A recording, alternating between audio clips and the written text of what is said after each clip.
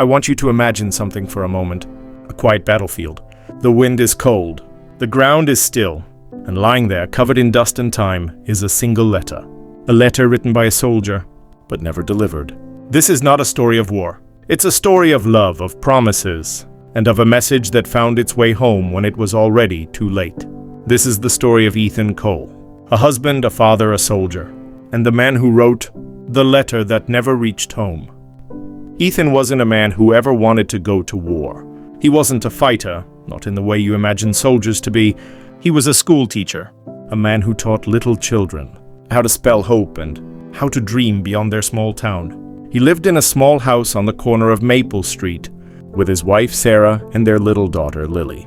Life was simple, soft, full of laughter. Every morning he'd walk Lily to the bus stop holding her tiny hand. She'd always forget something, her lunchbox, her hairband, and he'd laugh, fixing it before the bus came. Sarah would wave from the porch, coffee mug in hand, her eyes always filled with warmth. They were a small family, but their love filled the whole house. And if you asked Ethan what happiness meant, he would have said, breakfast with his girls.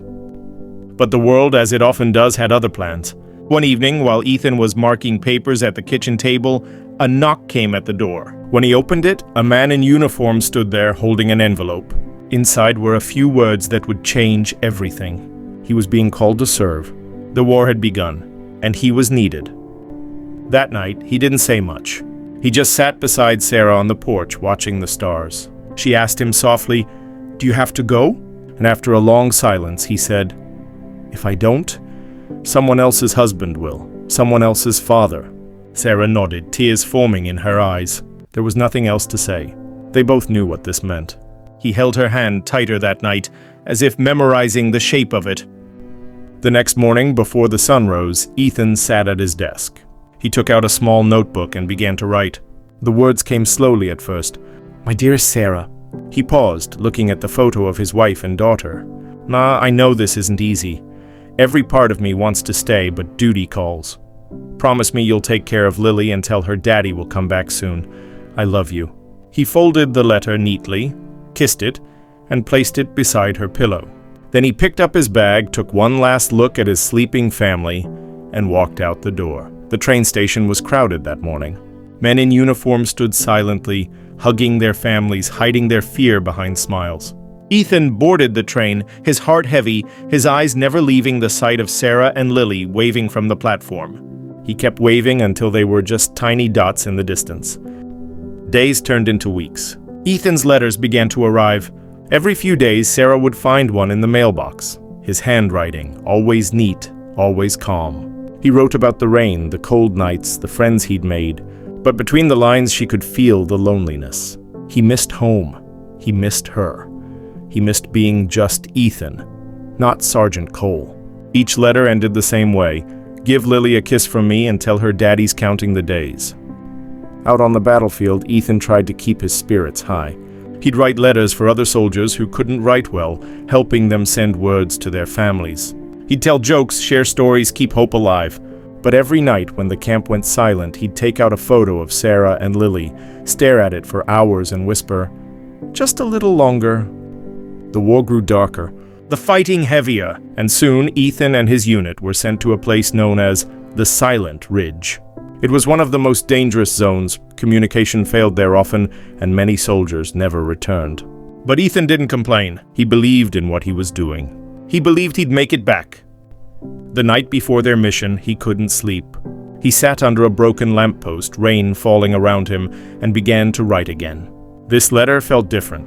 It was longer, slower, as if his heart knew it might be the last. "My dearest Sarah, by the time you read this, I might be far away. The night is cold here, and the rain hasn't stopped. But I'm thinking of you, of our home, of Lily's laugh echoing through the hallway. Sometimes I close my eyes and I can still smell the pancakes you used to make on Sundays. I don't know what tomorrow will bring, but I do know this. I'm not afraid, because love makes you fearless. If I don't come back, promise me you'll keep living. Promise me you'll tell Lily that her father was never gone. Not really. He just went to make sure she'd live in a safer world. And Sarah, please don't cry for too long. Smile for me, because every sunrise you see, I'll be there." Forever yours, Ethan. He folded the letter carefully, placed it in an envelope, and wrote on it, "For my family." Then he tucked it safely inside his jacket pocket. The next morning, he and his men marched into the mist. The fog was thick, the air was heavy. Hours later, the silence shattered. Gunfire, explosions, screams, chaos. Ethan was right in the middle of it. He moved through smoke and fire, helping his men, shouting directions. Then he saw it, a young soldier, barely 20, frozen in fear. Ethan ran to him, grabbed his arm, and pulled him behind cover. An explosion hit nearby, the ground shook. Ethan pushed the young soldier out of the way just in time. And then, everything went silent. When the battle was over, the unit regrouped. They counted heads. Ethan Cole was missing. For weeks, Sarah heard nothing. Then one day, a black car pulled up outside her house. 2 men stepped out. They handed her a small box. Inside were Ethan's dog tags, his watch, a torn photograph, and a few letters she had already read. But the final letter, the one he wrote that last night, wasn't there. Sarah searched through the box again and again. Nothing. It was gone. Time passed, as it always does. The world moved on, but Sarah never truly did. Every evening, she'd sit by the window, the same one Ethan used to sit beside and watch the sunset. She'd whisper, "Come home," but he never did. Lily grew older. She asked fewer questions about her father as years went by, but Sarah knew, deep down, that the missing letter haunted her too. It was as if there was an unfinished goodbye lingering in the air. 20 years later, on a cold autumn morning, the phone rang. Sarah almost didn't answer, but she did. The voice on the other end said they were renovating an old battlefield, turning it into a memorial. During the excavation, one of the workers found a small rusted metal box buried deep in the soil. Inside was an envelope. It was old, yellowed, edges burnt, but the name was still visible. Sarah Cole. Sarah froze.